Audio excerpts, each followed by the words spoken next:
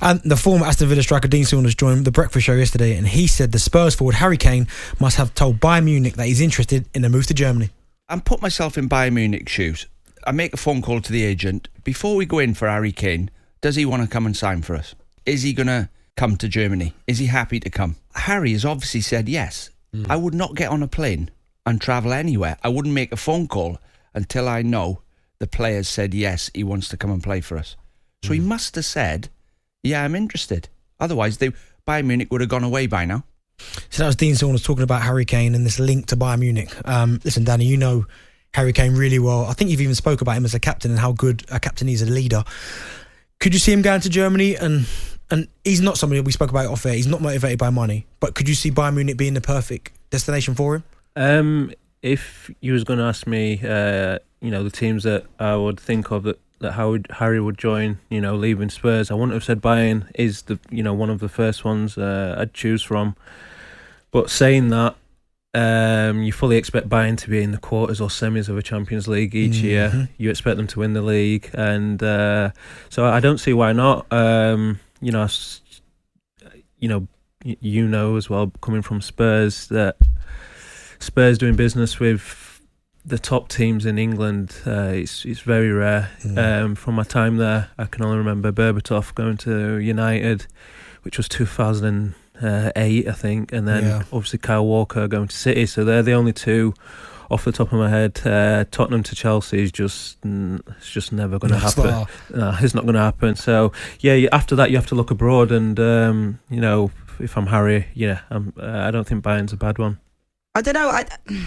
I have, like, my head and my heart tell me two different things, because remember I always want him to come to Manchester United, but again, FIFA fair play only come in existence when it comes to Man United. So we'll go down a different route. But I'm a bit, I don't know, Bayern are a respectful club, but I just don't think respectful, it's a club. that's it. Yeah, they are a top team. Top 5 in the world. Yeah, potentially, but it depends on who you're putting in there.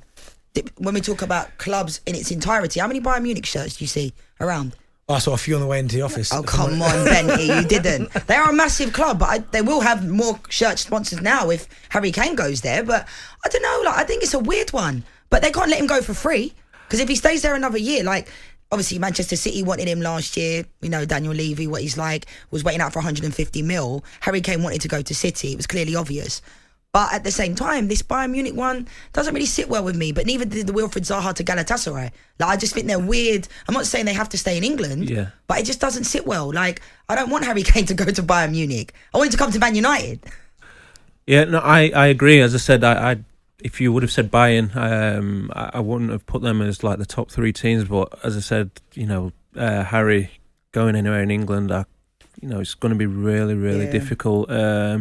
Definitely, I can't see the Chelsea one, because even, the two clubs, not doing business historically, I don't know if Harry's legacy at Spurs, gets a little bit tarnished in terms of, I know the fans definitely know if he was to leave, you could never ever blame him, but, try not to go to, Chelsea with all respect. And then, as I said, Chelsea to United, Tottenham to United, it's only been Berbatov since, my time at Spurs. So. Do you not think Real Madrid, though, guys? No, I think Mbappe. Yeah, I think they're waiting for Mbappe. But do you know what, Rosie? They can get both. They've got enough money. The only thing I'd say about, and listen, I get it with the Chelsea link and Pochettino, and I know Kane and Mauricio Pochettino are close. But remember, 1 year he's free. So he can go wherever he wants. Exactly. So, look, I don't want to say anything bad about Spurs, but Tottenham can say we're not going to let him go for free. But if Harry says, hold on a minute, I'm not going anywhere, they're not going to treat him how they did me. They're not going to put him, with the reserves. Or is that what they did to you, Spurs, when you were there? Yeah, my last year, yeah. So they're not going to do that to him. They're not going to take his number away from him. So, Harry, holds, all the cards. It's just a shame that, well, it's not a shame, because Harry's always going to score goals, but next year he'll be 1 year older. I'm not saying he's going to, forget how to score goals a year later, but you just wish, he's sort of a few years younger, so he could win even more, along his career. Why do you think, though, that they wouldn't do it to Harry Kane? I know we know impossible about these types of things, but why would they do it to someone like you then, but not to a Harry Kane? Because you were flying for Spurs. Spurs fans respected you. Yeah, it's different managers.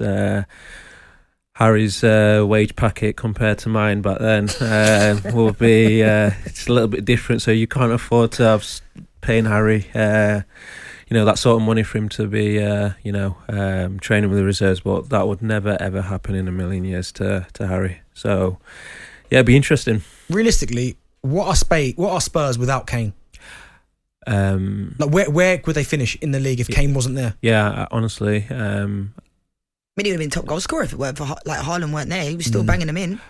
Especially last season, it would be very, very scary to think where they could have finished without Harry, because it was Sonny had an off season, which is obviously rare for him. But Rich, and what I found bizarre, well, not bizarre, but interesting, that Richarlison had not scored in the league. Is that right? Yeah, correct. So you take Harry's goals away, which was outstanding, by the way. It's just a shame he was up against an alien in Haaland.